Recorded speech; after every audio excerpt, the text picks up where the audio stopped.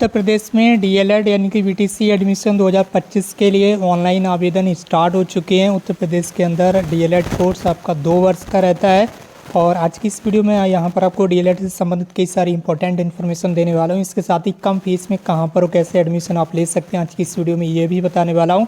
तो वीडियो में एंड तक बने रहेगा और अगर आप चैनल पर नए हैं तो चैनल को सब्सक्राइब करके बेल आइकन जो प्रेस कर लीजिए और इस वीडियो को अपने अदर फ्रेंड्स के साथ भी जरूर शेयर कर दीजिए। इसके साथ ही अगर आपका कोई सवाल है तो नीचे कमेंट बॉक्स में आप टाइप कर सकते हैं।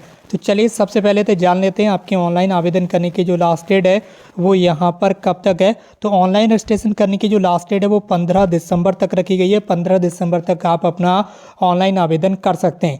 इसके साथ ही यहाँ पर आपको बता दें जनरल और ओबीसी कैटेगरी के लिए जो फीस है ऑनलाइन आवेदन करने की वो 700 रुपये रखी गई है। जितने भी अदर स्टेट के स्टूडेंट्स होंगे यूपी के अलावा जितने भी अदर स्टेट के स्टूडेंट्स होंगे जिसके बिहार, झारखंड, उत्तराखंड, दिल्ली, हरियाणा, राजस्थान अदर स्टेट के जितने भी स्टूडेंट्स होंगे वो सब जनरल कैटेगरी में आएंगे। उनकी जो आवेदन करने की फ़ीस है वो 700 रुपये रखी गई है। इसके बाद यहाँ पर यूपी के एससी और एसटी कैटेगरी के स्टूडेंट्स की जो फ़ीस है वो यहाँ पर 500 रुपये रखी गई है और यूपी के पीएच कैटेगरी के स्टूडेंट्स की जो फ़ीस है वो यहाँ पर 200 रुपये फीस रखी गई है। ये यहाँ पर ऑनलाइन आवेदन यानी कि रजिस्ट्रेशन करने की जो फ़ीस है वो रखी गई है। रजिस्ट्रेशन करने के बाद आप हमसे संपर्क कर सकते हैं। कम से कम फीस में आपका जो एडमिशन है वो यहाँ पर हो जाएगा। आपका जो कॉलेज होगा वो मैनपुरी ज़िले में होगा। इसके लिए आपका रजिस्ट्रेशन किया हुआ रहना चाहिए। विदाउट रजिस्ट्रेशन वाले स्टूडेंट्स के एडमिशन नहीं हो पाएगा। ठीक है, अगर आप हमारे यहाँ एडमिशन लेते हैं तो यहाँ पर आपको केवल एग्ज़ाम देने आना होगा। ठीक है, केवल परीक्षाएं देने आना होगा और प्रैक्टिकल और टीचिंग जो इंटर्नशिप होती है 1 महीने की प्रत्येक सेमेस्टर में उसमें आपको छूट मिल सकती है। फीस आप किस्तों में यानी कि इंस्टॉलमेंट में जमा कर सकते हैं। इंस्टॉलमेंट में किस तरह से आपको फ़ीस जमा करना है वो भी अभी आगे मैं आपको दिखा दूंगा। उससे पहले आपको बता दें जब आप परीक्षाएं देने के लिए आएंगे तो रहने की जो संपूर्ण व्यवस्था है वो कॉलेज के द्वारा की जाएगी। ठीक है, रहने की आपको कोई भी परेशानी नहीं होगी।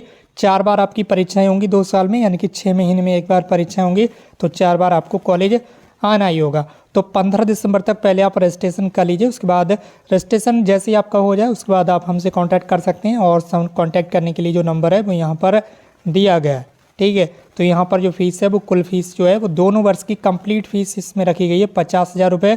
इसमें सभी तरह की फ़ीस इसी में इंक्लूड है, चाहे वो आपकी एडमिशन फ़ीस हो, काउंसलिंग फ़ीस हो, एग्ज़ाम फॉर्म की फ़ीस हो या फिर प्रैक्टिकल फ़ीस हो, सभी तरह की फ़ीस इसी में रखी गई है। दोनों वर्ष की यही फ़ीस है, कंप्लीट फ़ीस है।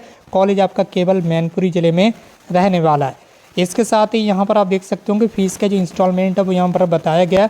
अभी जिस समय आप एडमिशन लेंगे अभी अगर आप एडमिशन लेते हैं तो अभी आपकी 10,000 रुपये की जो फ़ीस है वो जमा होगी सीट को कंफर्म करने के लिए।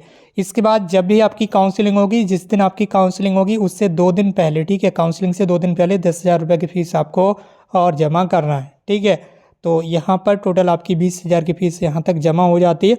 उसके बाद जो 30,000 रुपये की फ़ीस बचती है उसे आप सेकेंड सेमेस्टर से 10-10 हज़ार रुपये करके दे सकते हैं, जिसकी सेकेंड सेमेस्टर में 10,000 रुपये आप दे सकते हैं। उसके बाद थर्ड सेमेस्टर में आपको 10,000 की फ़ीस जमा करना है। उसके बाद आपका जो लास्ट सेमेस्टर होगा उसमें भी आपको 10,000 रुपये की जो फ़ीस है ये जमा करना होगी। तो फीस इंस्टॉलमेंट आप इस समय इस तरह से जमा कर सकते हैं। फीस में आपको किसी भी तरह की असुविधा नहीं होगी। आप इंस्टॉलमेंट में इस तरह से फीस जमा कर सकते हैं और इसमें आपकी एग्ज़ाम फॉर्म की फ़ीस इसी में इंक्लूड है। परीक्षा फॉर्म की फ़ीस अलग से कुछ भी नहीं ली जाएगी। जो प्रैक्टिकल होता है प्रैक्टिकल की फ़ीस भी आपको इसी में इंक्लूड करके दी गई है, अलग से कोई फ़ीस नहीं ली जाएगी। आप एग्ज़ाम देने आएंगे तो रहने की व्यवस्था भी कॉलेज के द्वारा ही की जाएगी। ठीक है, इसके अलावा जो प्रैक्टिकल मार्क्स होते हैं वो आपको 99.99% मिलेंगे। ठीक है, यहाँ पर आपको ध्यान रखना है प्रैक्टिकल में समझ लीजिए पूरे में से पूरे अंक आपको यहाँ पर मिलने वाले हैं।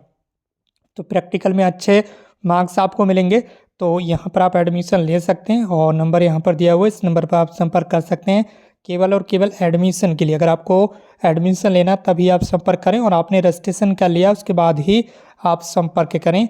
फीस बहुत ही मिनिमम रखी गई है तो रजिस्ट्रेशन करने के बाद आप संपर्क कर सकते हैं। बाकी रजिस्ट्रेशन करने की लास्ट डेट मैंने आपको बता दी है, 15 दिसंबर तक आप अपना ऑनलाइन रजिस्ट्रेशन कर सकते हैं।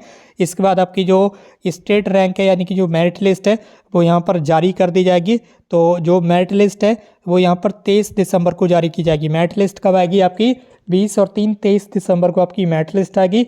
उसके बाद 26 दिसंबर से आपकी ऑनलाइन काउंसलिंग जो है वो स्टार्ट हो जाएगी। तो इस वीडियो को शेयर जरूर कर दीजिए अपने फ्रेंड्स के साथ। इसके साथ ही अगर आपको कोई सवाल है तो इनसे कमेंट बॉक्स में जरूर टाइप करें। इसके साथ एक स्टूडेंट्स के यहाँ पर कमेंट आया था कि इसमें इनकम सर्टिफिकेट किसका लगेगा, किसका इनकम सर्टिफिकेट बनवाएं।